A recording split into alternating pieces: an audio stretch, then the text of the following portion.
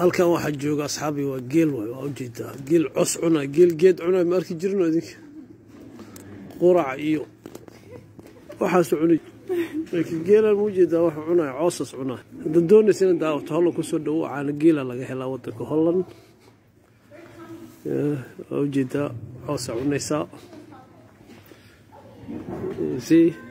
maamadan oo jeedaa weyn tahay iyada waa riman tahay cooskeeda iska cunaysa kuwaas kale waa halkaas iska fadhiya waa nasashay ku jiraan intaan waa cooskeeda cunaysa yaa u jeedaa Soomaalida sala socota geel laga maro Sooma geelay u badan marka wadanka Holland hadda timaado ku soo dhawo insha Allah ana geelo fresh helaysa fresh markuu yeeshan litra u yar laakiin hadii oo ka soo qaad maanta la lisay oo biriyo kala gadanayso liter waa helaysa si gelinay talaajada si gelinay si dadka lagu sii iibiyaan Soomaalida geel aad bay u jecel yihiin geel waa wax ugu muhiimsan runtii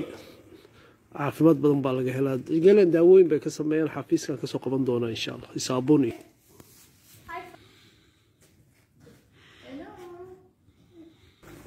Hi there. Huh?